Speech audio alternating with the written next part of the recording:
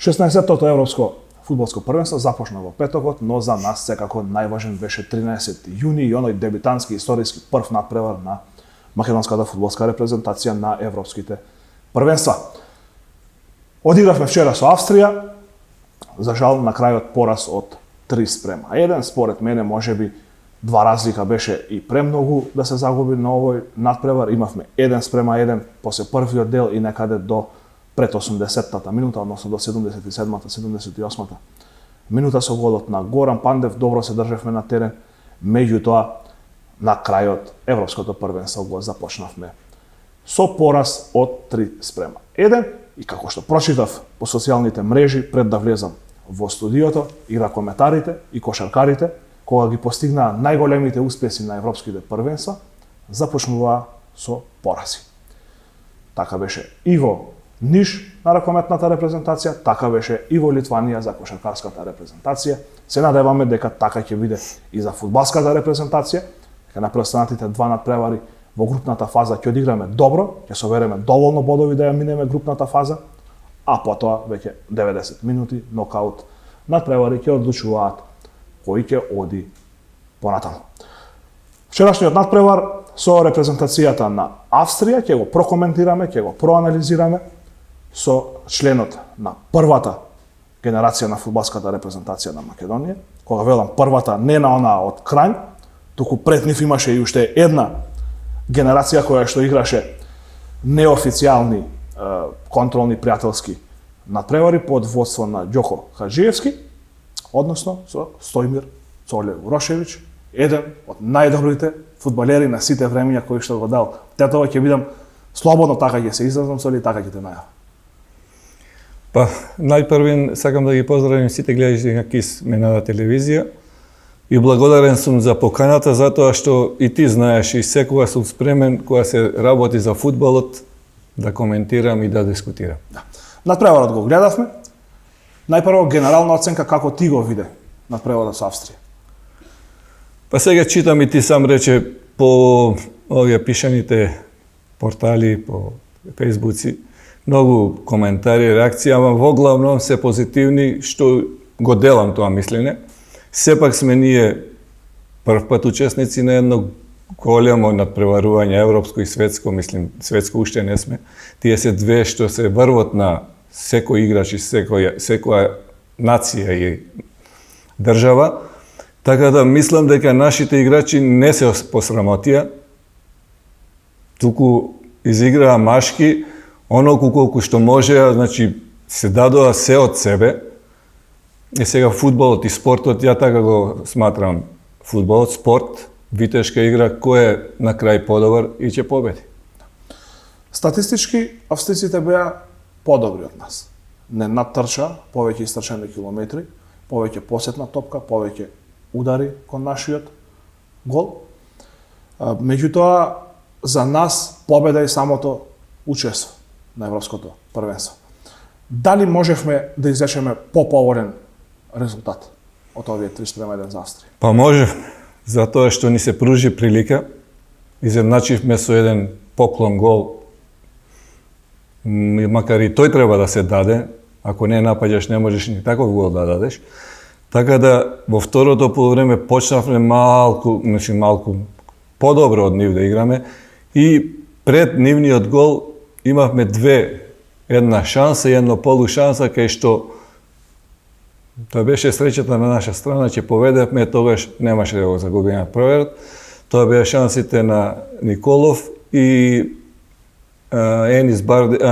Елиф Елмац, што не ја прими добро една прекрасна топка, што не ја прими по средина на 16-никот, така да тие моменти што го прават надпреварот, ти дали ќе победиш, нерешен или ќе загубиш. Одма после неколку минути се деси на нашата страна, на нашиот гол, каде што реагираше нивниот шпиц. Добро и постигнато. Дали нашата одбрана можеше да реагира подобро на првиот гол од австриците? Голманот како да остана на линија, се обиде поблискиот агол да го затвори, меѓутоа ја остави цела страна отворена за австриецот да поентира. Па сега, ајде, може неблагодарно, ама сепак мора да искоментирам.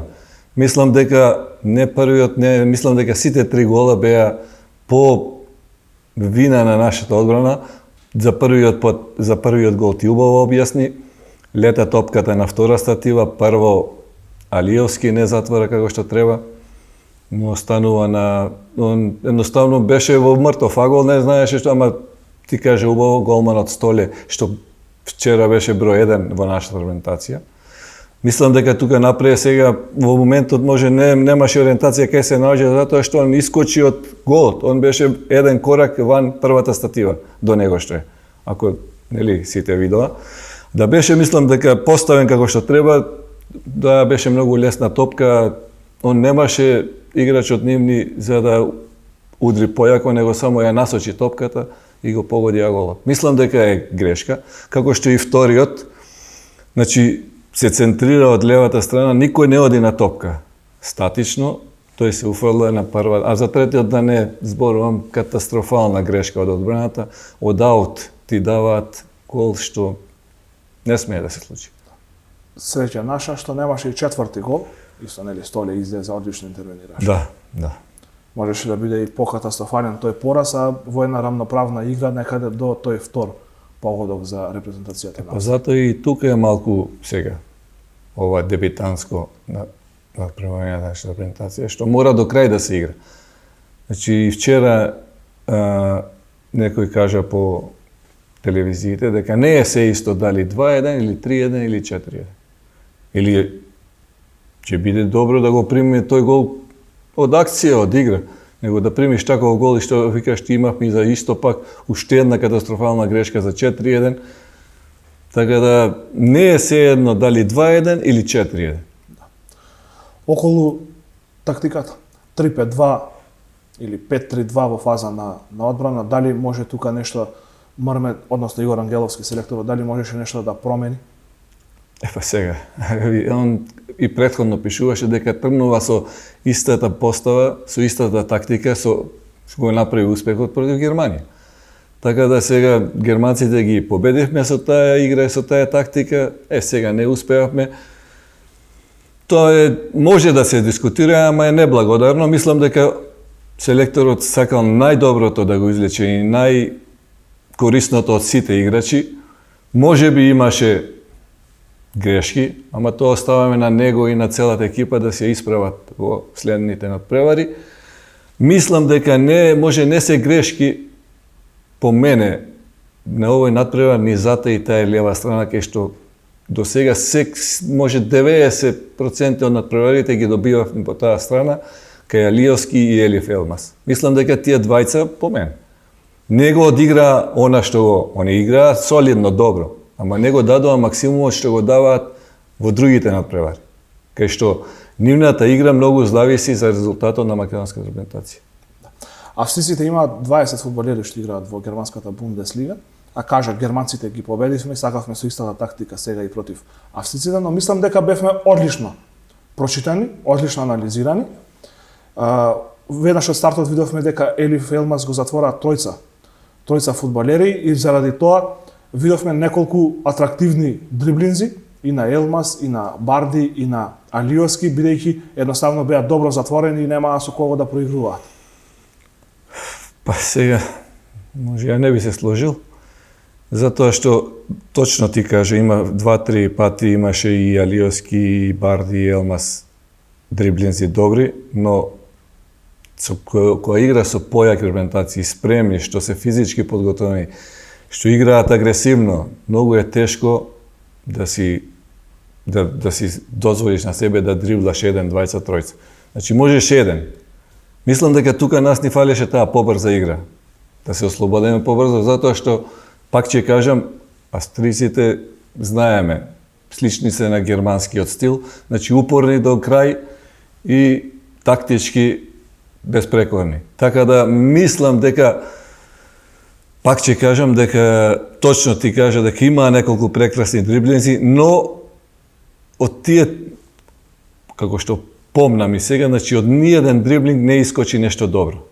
Или ќе паднеше малку тие поагресивни и судијата не судеше фаул, што по мене мислам дека беше исправно, затоа што малку се оди поагресивно, не во наивица на фаул. Сега, кога ќе поминеш еден, двајца, а они одат по тројца те затварат. Значи, не може баш така, се може со послаба некоја репрезентација, може и ќе помине. Ама со вака појаки селекции, ние гледаме другите репрезентации како играат прва, втора. И тоа е само трчање, отварање, приоѓање. Така да, мислам дека тука малку, да, убаво за око. Имаше убави работи за око, кога ќе видиш че избридбла еден, двајца, ама тоа да е напред и да има корис од тоа. Значи, издриблаш еден, влегуваш во 16-етник, центар шут или шут или така нешто. Ги спомена фаулите. Маријан Кировски, сега контролор, инаку поранешен интернационален УЕФА и ФИФА судија, беше дел од екипата на Александар Ставрев, на најдобриот македонски судија на Лига шампиони групна фаза или Лига Европа групна фаза. Имаше свој статус на Facebook дека има 10 недосудени фаули во полза на Македонија на овој надпревар. Па сега ќе кажам дека Маријан Кировски и е компетентен да даде таква оценка, затоа што он е директно порашен судија, сега е во контрола, во контролорите, така да би требало да му веруваме. Пак ќе кажам, тоа е негова стручно видување. Може не толку, ама сепак може би половина фаули не ни беа досудени. Сега од еден малку поинаков аспект. Како фудбалер имате одиграно многу тешки, многу значајни надпревари во кариерата. Меѓутоа, колку тремата и притисокот на фудбалерите на овој надпревар влијаеше врз играта и врз резултатот. Видовме дека Горан Пандев и Стефан Ристовски плачеа на химната. Дали можеби и тремата имаше удел во поразот? Па мислам дека многу имаше удел, затоа што и сами се сведоци, слушнавте Елиф Елмас што изјави, дека он пред надпреварот беше многу голем оптимист, но после надпреварот знае што кажа. Ова било многу поразлично од се друго. Значи, Европско првенство е самит кај што е најдоброто во Европа, така да може би не уплашено, него самата, како да кажам, сум играл доста надпревари и во европски купови и со Звезда, Партизан, што кога ќе дојдат тие надпревари, си позитивно настроен, но сепак пак некоја, како да кажам, те фаќа некој трема, притисок. Притисок, трема. Дали ќе биде добро? И се тоа делува на играта. Значи, не е случајно вчера што малку тие играчи малку за нијанса играа послабо, но од друга страна не може да им се замери за борбеноста, за залагањето, за се она што го пружива. Значи, нема никаква замерка и нормално е играч да игра послабо на некој надпревар. Тоа не е ништо страшно. Пострашно е да не го дава максимумот на надпревар. А вчера сите од 1 до 14-15 колку влегува, си го дадоа она што можат. Сега пак ќе кажам, спорт е тоа, фудбал. Во 63-та минута двојна замена за Македонија и во игра влегуваат двајца поранешни играчи на Тетекс. Од кој едниот дојденец од страна, а другиот е дете на Тетекс кој што мина и низ својата школа, сега капитен на Шкендија, Ексон Бейтулај. Како може да го оцениме настапот на Ексон? Го знаеш од мал си му бил тренер? Сега, кратко беше времето и веќе резултатот беше, нели, селекторот сакаше да направи добро и да освежи и да ја зајакне тој одбранбен дел, затоа што знаеме дека Бейтулај е дефанзивец, подобар од Николовски. Николовски е повеќе везен играч, така да сакаше со Ристовски, Бейтулај и другите Усли и Велковски, да го зајакне тој беден, затоа што и австриците внесоа свежи и добри играчи, моćни, јаки. Мислам дека не направи грешка. Сега резултатот што стана така како што е, мислам дека не е грешка на селекторот или на играчите. Он сакал најдобро, да издржиме 1-1 и ако некоја контра успееме да поведеме. А за мене ќе беше огромен успех 1-1, бот на едно на прв пат на Европско првенство, кај што учествуваме до освојање, ќе беше огромен успех. Не победа, бот. Сега на ова Европско првенство има уште еден дебютант, репрезентацијата на Финска, која што започна со победа против Данска од 0:1. Еден шут, воопшто еден шут, еден гол и победа, меѓутоа на тој надпревар се случуваше нешто друго. Видовме Христијан Ериксен што се случи. Колку се оптеретени спортистите на вакви надпреварувања, бидејќи знаеме дека имале 20 на дена подготовки, само што завршила сезоната, а оваа беше многу набиена сезона поради пандемијата со COVID-19, започна, нели, подоцна, па мораше да се игра среда, недела. Колку се оптеретени, колку може да одадат максимумот играчите на вакви надпреварувања. Значи, ја ова победа на Финска не сакам да им ја оспорувам, но сепак ја должам на повредата на Ериксен. Значи, ставете се вие на тоа место кај што беа тие играчи во нивна кожа, кај што искачаат, чекаат што ќе биде со новниот колега, дали ќе преживее или не. Гледавме 10-15 минути какви трауми беа тоа. И сега, која е таа сила што може да те покрене да влезеш и да играш фудбал? Значи, ја таа победа ја должим само на тој психолошки момент.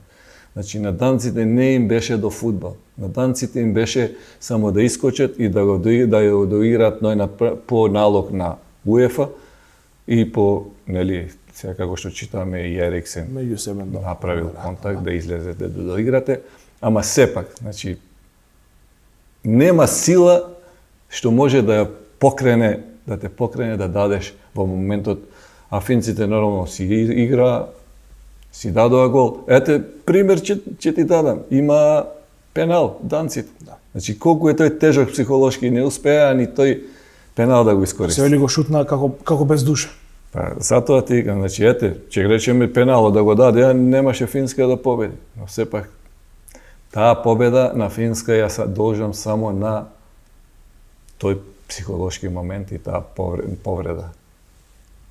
Тоа е катастрофална работа што ја гледавме. Ние што ја гледавме као обични, нели, смртници. Да. Убаво ти рече, да не си во кожа на тие 11-15 играчи, што и самиот селектор изјави, за нас е најважно победа, 3 бода да освоивме што преживеа Ериксен. Тоа се кажа. Наредниот ден данците немаа сила ниту да тренираат. Да. Од она што го видовме до сега на Европското првенство, според тебе, кој е фаворит? Кој се издвојува? Па сега според мене нема да се согласат со мене. Се уште не сум некои репрезентации видел, но според мене фаворити ќе бидат Франција, Италија, Англија и тука би ја сврстил уште четврта Белгија. Сега некој ќе рече кај се Шпанија и Германија. Веле сили. Ја на ова првенство може ќе погрешам. Ама мислењето е мое тоа.